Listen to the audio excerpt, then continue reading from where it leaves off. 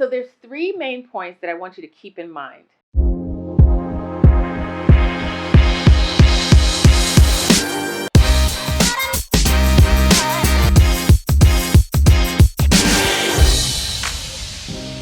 Hi guys, I'm Eva Ford, social worker, mindset mentor, and coach. And on this channel, I help social workers learn the ways to live their richest lives. If it's your first time here, go ahead and subscribe. And you also want to turn on that notification bell so that you know every time I post a new video and you're not left behind. Okay, it's no secret that as social workers, we're not in it for the money. But that doesn't mean we don't need money to live and to do more of what we love to do. But if you've ever done a Google search for social work, you'll notice that one of the most popular searches is social worker salary. And even though it's a popular search, not many social workers actually know how to increase their salary. So today we're going to talk about 7 ways, not all of the ways, but just 7 ways on how to increase your salary as a social worker. And this is important because when you're in the helping profession, you know you want to focus on helping people. You don't want to focus on, can I afford this self-care? Can I afford this licensing exam? Or can I afford these additional CEUs? And the truth is, we would like to be able to make as much money as possible, as much money as anyone else. And we absolutely should. But if we're not sure how to make that much more money, then we're going to be spinning our wheels, and that eventually leads to burnout, which nobody wants. Now, the truth is, rich social workers actually do exist. Have you heard of Dr. Stephen Perry? Have you heard the name Brene Brown? And even Stedman Graham has his bachelor's in social work. These are well-known names who have their social work degrees. Now, you don't have to be famous to be a wealthy social worker yourself, but you do have to do some of the things that some of those people do. So first thing you need to understand is that we are currently living in the information age and in the expert economy. What's the expert economy?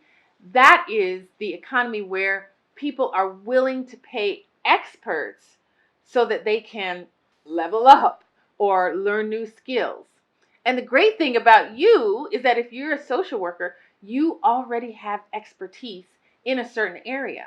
And here's the other great thing, that your expertise doesn't necessarily have to be in social work. You could be an expert in gardening or drapery or something that's not exactly social work, but you still know how to interact with people. You still know how to work with behaviors, so you can still leverage that skill, which is a clue to one of the ways that you can make more money. You can still leverage that skill to make more money. But even if you were to say to me, but Eva, I'm just a generalist, I don't actually have a particular expertise. There is this great book by Brendon Burchard called The Millionaire Messenger, where he takes you through step by step how to leverage your passions, the things that you're naturally good at, and you can market that to other people. All right, so here's the first thing that you need to know. We are now living in the information age and the expert economy. What that means is that if you can be perceived as an expert, then you can potentially make a lot more money than you're making now. See, social work is a blessing and sometimes it's a curse because a lot of people don't actually know what we do, or they generalize what we do. And even we call ourselves generalists in many senses, in many cases, for good reason. But that's not how other people perceive us.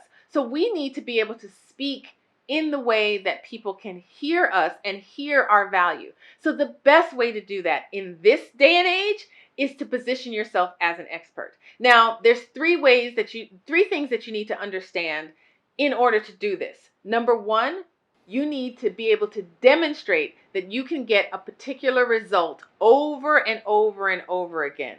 So if therapy is your thing, then you need to be able to provide testimonials from some of your clients that working with you has really helped to transform their lives. Or If, let's say, if leadership is your thing, then same thing. You need to be able to identify the results that you've been able to get for your clients over and over again, so that you convince people that you know what you're doing and you are actually the expert that you say you are. Okay, the second thing that you can keep in mind, if you don't have results that you can show over and over and over, then you can research a particular topic or subject so in depth that you are able to help educate people and give them more information than they had before. So you may not be a neuroscientist yourself, but if you do enough research in neuroscience and you can talk to people and share with them information on what you've learned and facts that can help them improve their lives, then you are seen as an expert yourself, and you can position yourself that way and charge more money. Okay, and the third thing to keep in mind, if you're not able to show a particular result over and over, or if you haven't researched anything to a particular depth, then the third thing that you can do to position yourself as an expert is to show people how something is done. I remember when I was in college, not that I'm any great chef at all, but I got such high marks in my speech class because I was able to show people how to make gluten from scratch, which was amazing. And I was called on after that so many times to make gluten because I was seen as an expert. So if you can show people how something is done, then you can also position yourself as an expert and make more money. Now, these are just those 3 ways that you can kind of get into the expert space. But now let's go into those 7 specific tactics that you're going to use to make more money.